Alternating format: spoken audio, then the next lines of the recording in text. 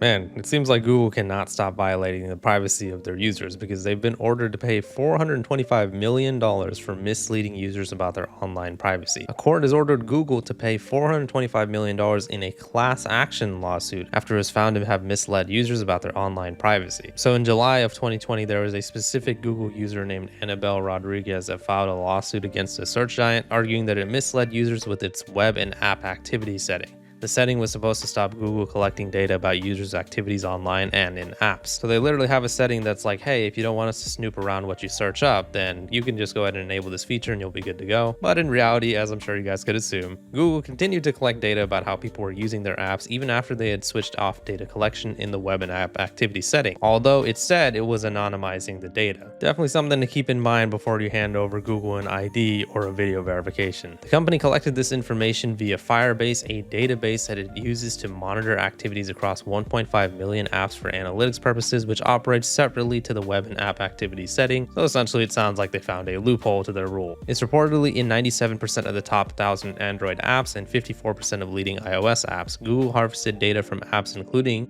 Uber, Venmo, Shazam, the New York Times, Duolingo, and Instagram. This arrangement created a dual data collection system. It misled 98 million users into thinking that their actions were completely private, argued the case, which became a class action suit, meaning multiple people joined in on the same lawsuit. 98 million Google users. Holy shit, man. Google's lawyers protested that the users were properly informed about how the company collects information and what it does with it. They pointed out that when confirming their choice, Google displays an "Are you sure?" prompt that lets them check on what information Google collects. However, the jurors didn't really seem to like that answer, that Google needed to be clearer in how it communicates its data handling to its users. They're genuinely skimmers, not readers, he said. Now, before we keep going, I understand that $425 million isn't a lot of money to Google, but at the end of the day, it's more so about spreading the word about Google just constantly violating privacy law. If you guys are all subscribed to this channel, and you should be, right? Please subscribe. Then you guys should already know that YouTube has been fined recently for $30 million for violating privacy laws as well. And again, $30 million is not a lot of money to them at all, but it's more so about the principle of everybody being aware and knowing that privacy law is being violated by Google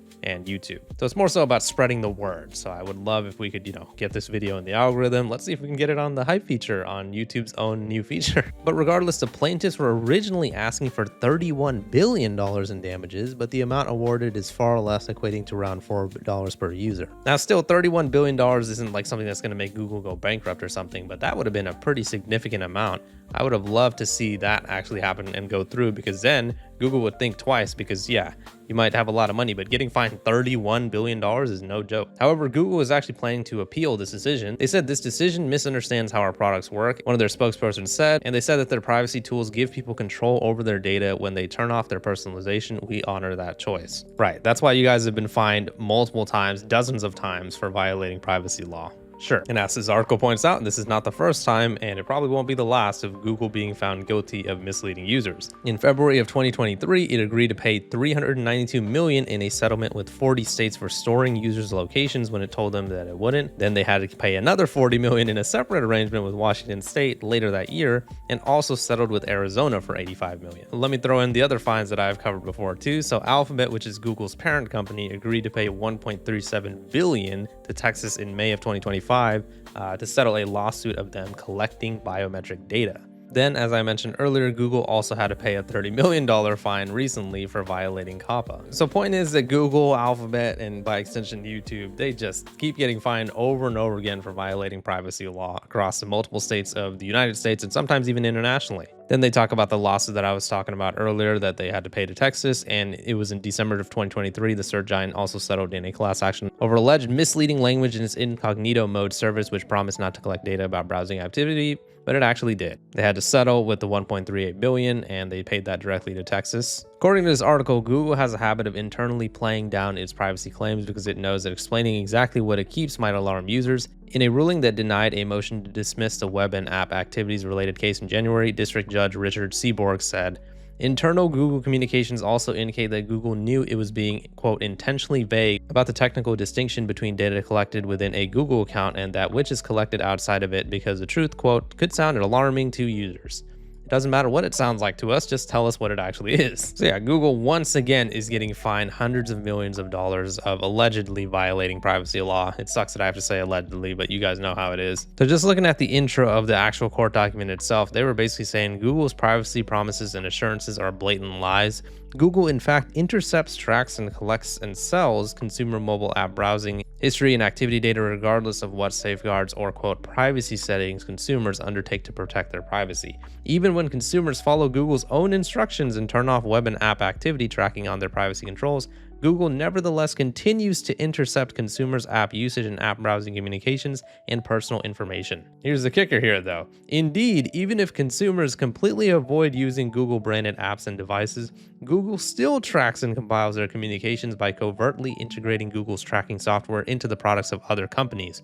Google's illegal practices extend to hundreds of thousands of smartphone apps. So even if you were to just completely stop using Google apps and devices, your information would likely still be tracked by Google just by how much influence they have in other apps. I don't know why this blue line is still here, but I'm just going to leave it on screen because it looks funny. Google's practices infringe upon consumers' privacy, intentionally deceive consumers, give Google and its employees power to learn intimate details about individuals' lives, interests, and app usage, and make Google a potential target for one-stop shopping by any government, private, or criminal actor who wants to undermine individuals' privacy, security, or freedom. So essentially, if Google gets hacked, we're all screwed. That's basically what's going on. Google knows every user's friends, hobbies, political leanings, culinary preferences, cinematic tastes, shopping activity, preferred vacation destinations, romantic involvements, and even the most intimate and potentially embarrassing aspects of the user's app browsing histories and usage, regardless of whether the user accepts Google's illusory offer to keep such activities private. They're even throwing out some jokes in this document. Google has made itself an unaccountable trove of information so detailed and expansive that George Orwell himself could not have imagined it. Google must be held accountable for the harm it has caused to its consumers, and it must be prevented from continuing to engage in the covert and unauthorized data tracking and collection from virtually every American with a mobile phone. This legal documentation just goes into so much of the shady stuff that Google does. Google's embedded code causes the user's browser to send his or her personal information to Google and its servers in California, such as the user's IP address, the URL address, and other information regarding the user's device and browser. Google's data collection almost always occurs without the user's knowledge and as an automatic response to the consumer's request for information from the website's server. Other than staying off the internet entirely, there is no effective way for consumers to avoid Google Analytics and its surreptitious tracking. I had to Google that word.